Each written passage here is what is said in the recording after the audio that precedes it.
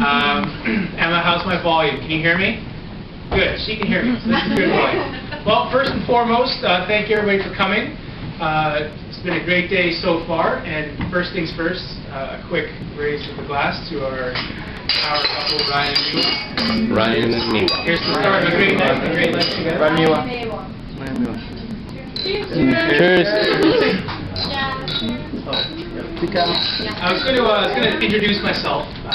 For the most part, know who I am. I'm Ryan's youngest brother, Logan, and kind of the master of ceremonies for tonight.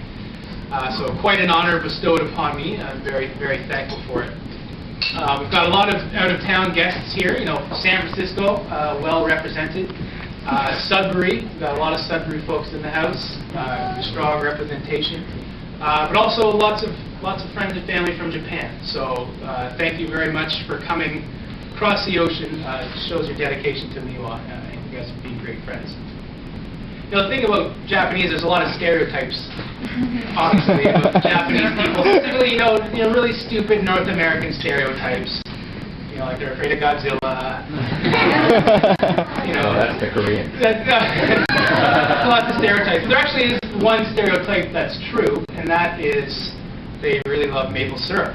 It's a true story. You know, Miwa's, a lot of her family's been here for the week, and they went to Niagara Falls and literally bought about 20 bottles of maple syrup. So we called the old mill and made special arrangements, and we're having pancakes for dinner. So very exciting dinner.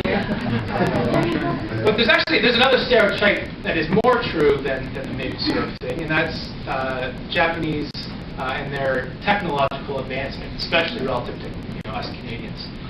You know, Ryan was telling me a story the first time he went over to meet Kenichi-san, sort of talk about his future plans. They went to very traditional Japanese, sort of like a hot steam bath. So Ryan and Kenichi-san were having a very serious conversation, and all of a sudden, like a phone rings.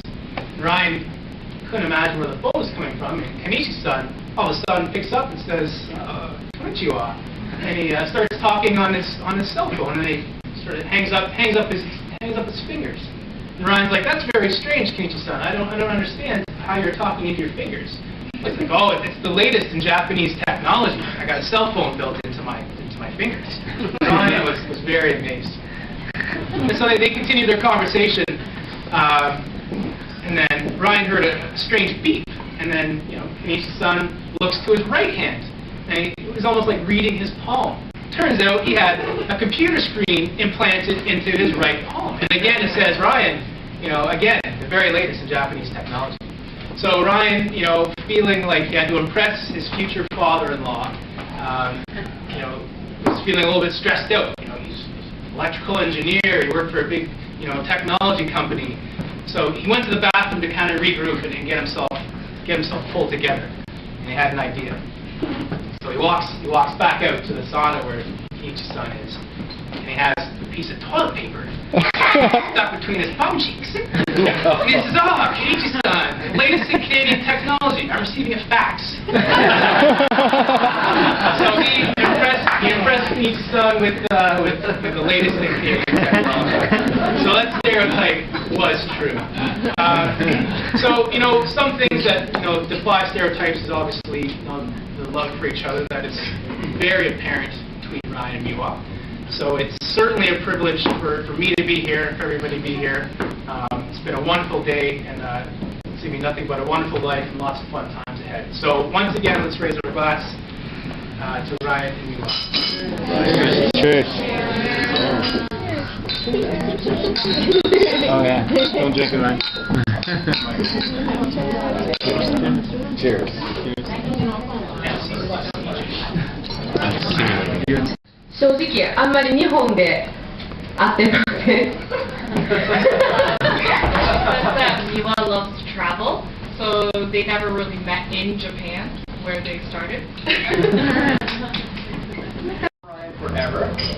I don't recall exactly when we met. I know it was in grade 5 at some point, but it just seems that we've been friends forever. It's the first time we met. Our friendship is one of the rare ones that I know is going to last a lifetime. Even when we haven't been in contact with each other for days, weeks, or months, which seems to happen quite frequently. When we seem to meet up with each other again, nothing ever changes between the two of us. We always have the same easy connection, so easy to chat with each other and to know that we can count on each other. And I know I can count on. Thank everyone very much for coming out and showing their support for us. And again, people come from different continents, different countries, different, different postal codes. So people come from all and help us out. So we just both want to say from the bottom of our heart, thank you very much for coming out. Okay, Emma, do you want a piece of cake? Yeah.